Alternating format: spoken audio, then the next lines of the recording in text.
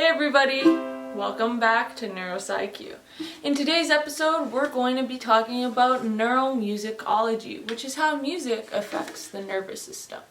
Now, on average, people tend to listen to music about 32 hours a week, which is a lot of time spent listening to music. Some people listen to even more. I personally listen to music every day. Now, how is music affecting our brains? That's something we're going to discuss in today's episode. For the most part, we see innate responses in people of all ages. It is said that even fetuses can respond to the sound of music. And we are one of the only species that is known to dance when music comes on. On top of that, it's said that music can have changes on neurochemical balances. And music can also improve mood. Music can also be cathartic.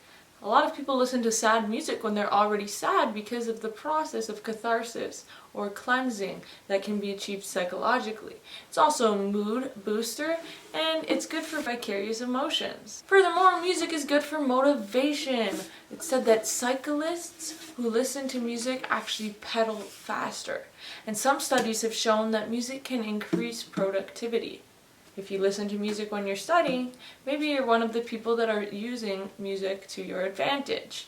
People that listen to music actually showed more creativity and came up with better ideas, and they were more focused, completing tasks faster. Surgeons also listen to music, and it's shown that it reduces their stress and actually helps them work faster and more accurately.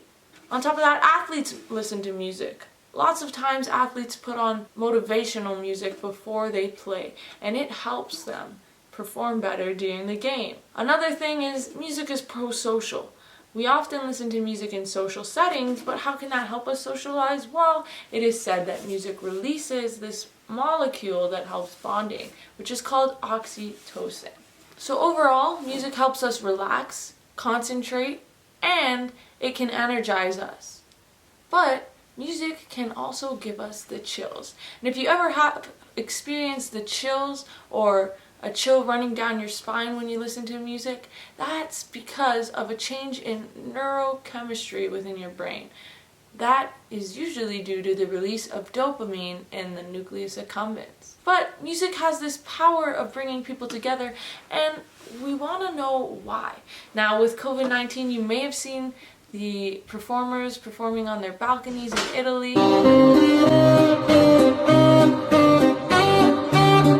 Two neighbors actually performed a duet across the street from each other.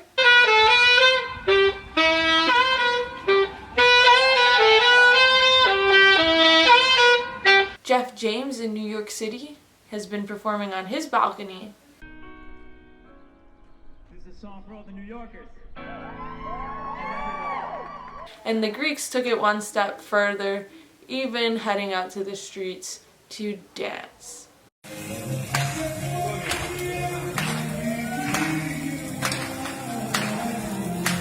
Now, the other day when I was driving, I heard on the radio that music was rated the #1 pastime during COVID-19. So today, that is why we are going to talk about what music does to the brain. So sit tight and stay tuned. Let's roll the intro.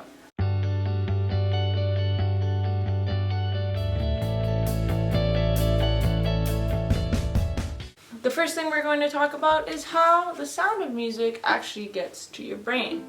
So, when you hear music, it must enter your brain the same way all other auditory information does.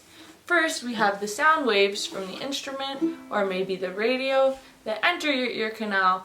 It will travel down the ear canal, hit your eardrum, which then moves 3 tiny bones called the ossicles, which will then vibrate this snail-shaped structure called the cochlea. And inside the cochlea, we have these tiny little hair cells.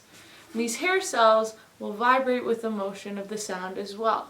That sends different signals down the auditory nerve, which eventually travel through the thalamus and up into the auditory cortex. There's also processing that happens in the temporal lobe. The temporal lobe is important for pitch. So pitch is the different sounds of notes. It's also important for timbre. So timbre is telling the difference between if you're hearing a ukulele or maybe you hear a trumpet. Now, if we have damage to certain areas in the brain that are important for processing music, a person can develop amusia, which is when they hear music but they can't tell that it is music. Now, for music, there's two roots as well. There's the upper root, where it goes into the sensory cortexes, but there's also a direct route to the amygdala. Now, the amygdala we've talked about before is very important for emotional responses, and particularly for the fear response. But the amygdala influences our parasympathetic system and our sympathetic nervous system, which can lead to a lot of the emotional responses that we see with music. Overall, we see that music lights up the whole brain. When somebody listens to music, often we see activation of the frontal lobe. Now, the frontal lobe is important for thinking and decision making. It's also important for processing information. The temporal lobe is also important for processing what we hear. Now, on the left side of the temporal lobe, we have involvement of language. So processing words in music would be activated on that side. But the right side of the temporal lobe is important for sound. So this could be things like figuring out the pitch and the timbre. Broca's area and Wernicke's area are two important areas for speech. They are activated when individuals listen to music. The occipital lobe can become active if people are visualizing things while listening to music. And the cerebellum that coordinates movement and is important for muscle memory is also activated when listening to music. We talked about the nucleus accumbens already, and we will talk about it a lot more in this discussion. And with the nucleus accumbens, we see that this is the area involved with reward and sometimes producing the chills we feel when we hear music. We also have the hippocampus that is important for memories and central processing in the brain. Studies have suggested that we may increase neurogenesis in the hippocampus when listening to music. And now for the hypothalamus. This is an area that connects the endocrine system to the nervous system, and it becomes activated when we listen to music. It's important for mood, sleep, thirst, hunger, all those sort of primitive needs. The corpus callosum, which instigates communication between both sides of the brain, is also used when we listen to music. And the putamen, which is an area involved for coordination of movements, is also activated. Now, the putamen is important for rhythm, coordination, and with music we can see increased dopamine in the putamen, which is actually helpful for Parkinson's, because with Parkinson's we have reduced dopamine, and usually that's treated with L-Dopa. But by listening to music, we can increase dopamine in the putamen and help rhythmic movement. And so here's a short little clip of how dopamine helped one Parkinson patient walk again.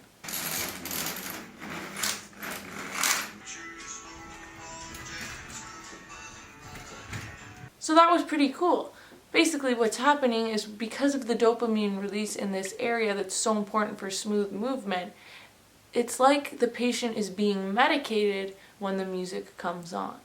So that's a therapeutic approach that's used for actually quite a few Parkinson patients to help them walk again. Now that we've seen that music lights up so many areas of the brain, let's talk about how listening to music can benefit us further.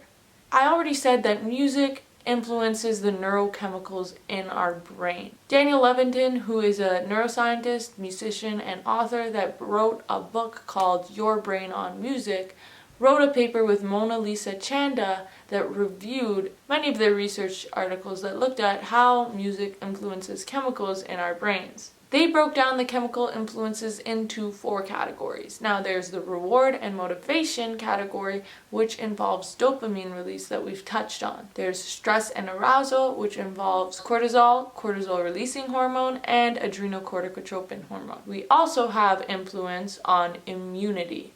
And so immunity, we look at things like interleukin 6, immunoglobulin factor A, serotonin, POMC, and beta endorphin. And finally, there's influence on social affiliation, which we have also already touched on. That molecule, like I said before, is oxytocin.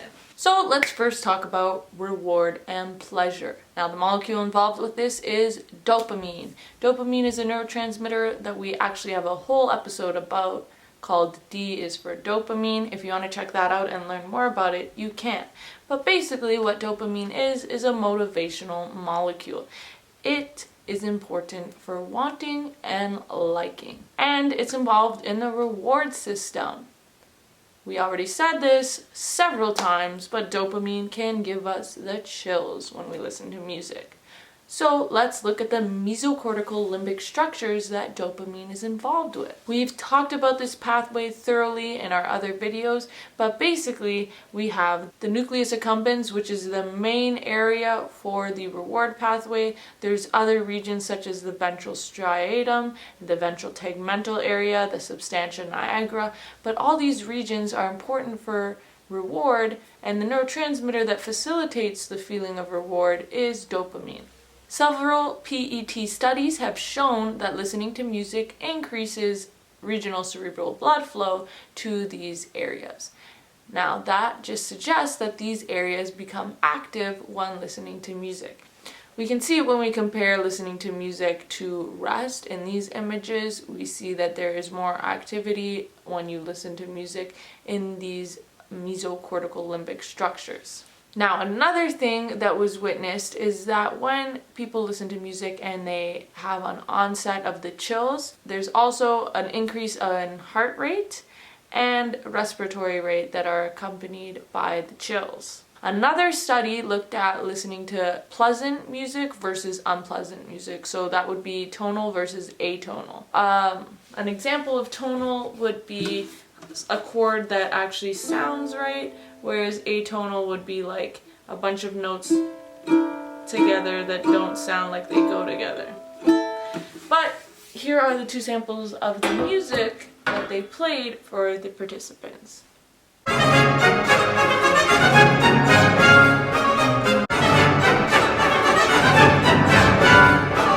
So they actually looked at fMRI instead of PET, and what they saw was that while pleasant music was having more activation in mesocortical limbic structures, pleasant music was also deactivating areas such as the amygdala, the hippocampus, the parahippocampal gyri, and the temporal lobes. Perhaps one of the most interesting studies was one that used radio-labeled PET, and so what they did was they inserted an antagonist for dopamine, which was radio-labeled, and so this would bind to the dopamine receptors, and what they looked at is its binding potential. So when individuals were listening to music, the binding potential of the ligand actually decreased, which suggested that dopamine release was actually happening. So rather than just looking at activation of the regions, they looked at the fact that dopamine was actually being released. So you can see in this image here that we had reduced binding potential in the caudate, the putamen, and the nucleus accumbens, which are important mesocortical limbic structures. So music can activate the reward system, and it can create similar responses that cocaine would create. When you listen to your music on shuffle and a song that you really wanted to comes on, that's when you will get a rush of dopamine, which is a very rewarding feeling. And you might feel on top of the world that that song you've been waiting for just came on randomly. Moving on from reward, we're going to look at stress and arousal. Now, the molecules important for stress and arousal in the brain are cortisol, cortisol releasing hormone, and adrenocorticotropin hormone. Now, these are all involved in the hypothalamic pituitary adrenal axis. The way the stress response works is that we have some sort of stressor, physiological, psychological, physical, and that causes activation of the hypothalamus. The hypothalamus releases corticotropin releasing hormone, which causes the pituitary gland to release adrenocorticotropin hormone, particularly the anterior pituitary. This adrenocorticotropin hormone then acts on the adrenal gland where we have cortisol released in the blood. So what is happening when we listen to music, and how can this help our stress response? Well, we've actually seen that music can help reduce stress, particularly relaxing music.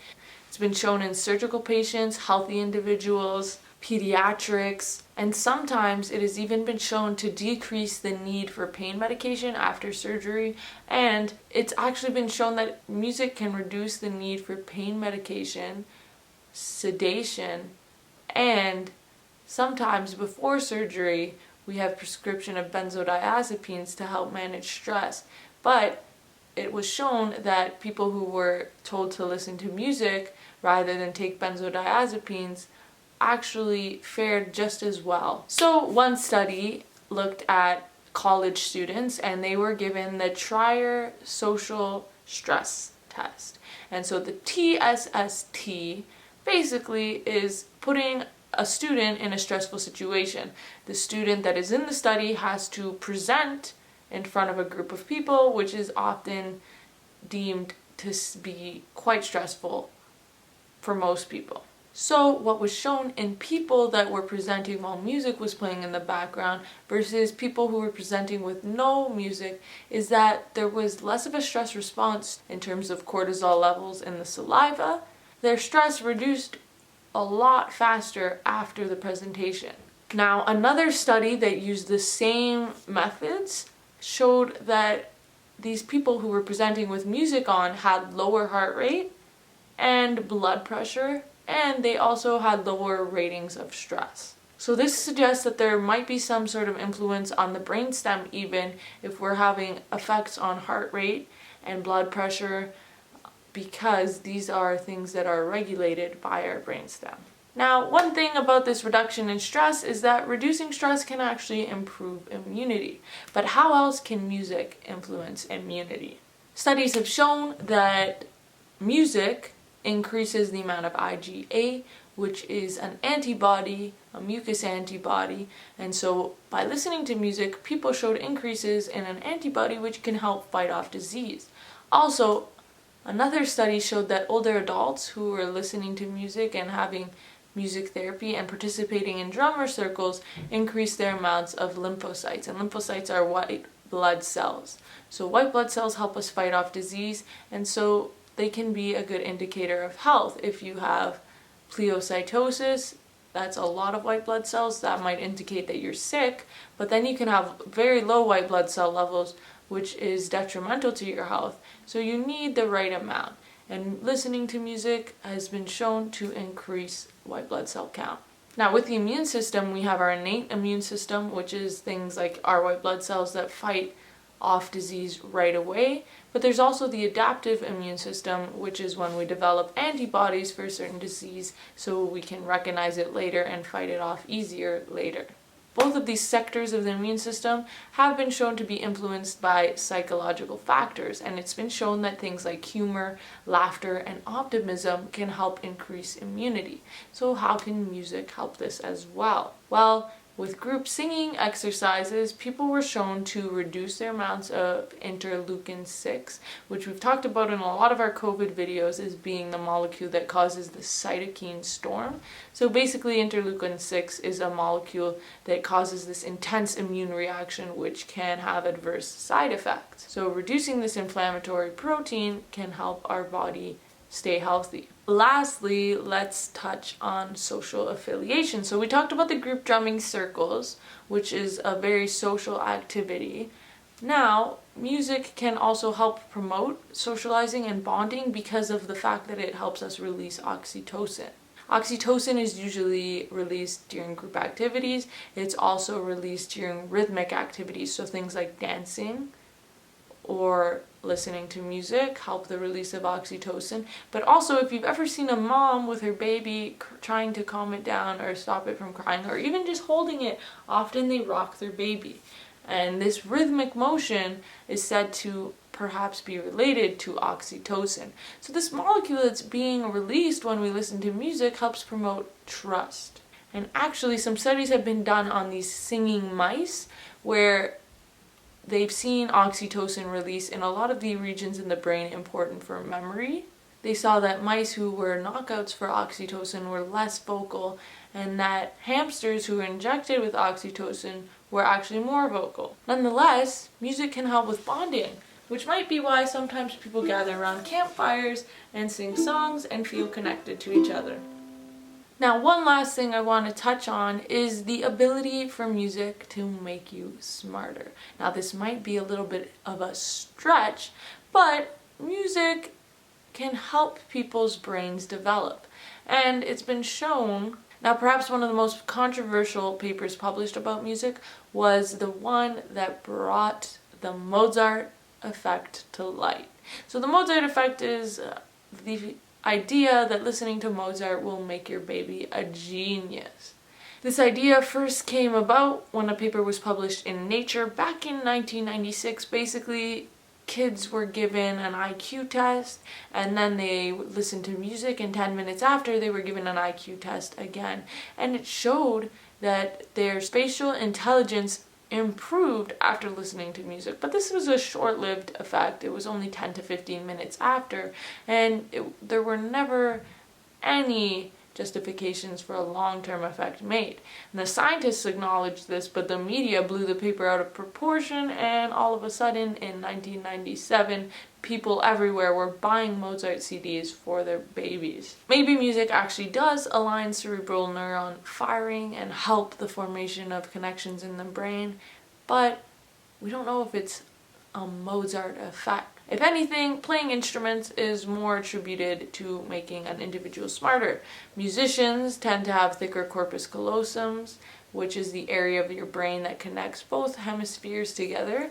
And that's because being a musician involves a lot of communication between different regions in the brain, especially the left and the right side, since they're processing sheet music and turning it into movements.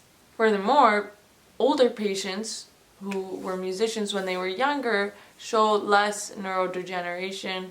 In fact, Alzheimer's patients who were musicians when they were younger may even still be able to play the piano, as the cerebellum stays intact and their muscle memory gives them the ability to keep playing. So music has been shown to protect from cognitive decline in seniors and improve their working memory. Now, it may seem like music is a bit of a panacea. It's been shown to help things like ADHD, anxiety, depression, insomnia, post-traumatic stress disorder, schizophrenia, and it improves quality of life in cancer patients, dementia patients, and Parkinson's patients, like the individual that we saw walking again after listening to music. If you turn on the radio or listen to your favorite song, you can feel some of those effects directly. And that is why music therapy is growing in popularity. People are being prescribed music now. But music has such a great influence on our psychological well-being, and it can influence our mood. In fact, people who were listening to happy music were shown to be more likely to perceive others as happy, and this can create a kind of rose-colored glasses world to live in. Music helps distract you from pain when working out and can help you put in more effort during the workout. But I want to just end off by showing you how music has benefited some Alzheimer's patients, like this individual named Henry. Henry, Yes, Joe. I found your music. Then he is given an iPod containing, we know, his favorite music. And immediately he lights up. So as you could see in the video, Henry was having a tough time. He was dealing with dementia. But when the music comes on, his eyes light up, and you can see that it can help improve his mood and quality of life. Now, the ancient Greeks made a god, Apollo, and Apollo was the god of not only medicine, but also the god of music. So maybe they knew something that we don't. Maybe they were accepting something that now we're too scientific to grasp. But what we've seen is that music can enhance neural networks. It can slow the heart rate, it can lower blood pressure, it can improve mood, reduce stress, provide relief to patients of all sorts of disorders, people with heart attacks, strokes, people who are just coming out of surgery. Music can even benefit the surgeons. In the words of Plato, music is moral law. It gives soul to the universe, wings to the imagination, and charm and gaiety to life and everything else. I'll end on that note today. Hope you enjoyed the video. Go listen to some music. Go play some music. Pick up an instrument. The ukulele is very easy. You can also just sing along. But as we've seen today, music can help your mood. It can reduce stress. It can reduce pain. And it can make you feel on top of the world. So, thanks for watching, and hopefully we see you next week for another episode of NeuroSci Q.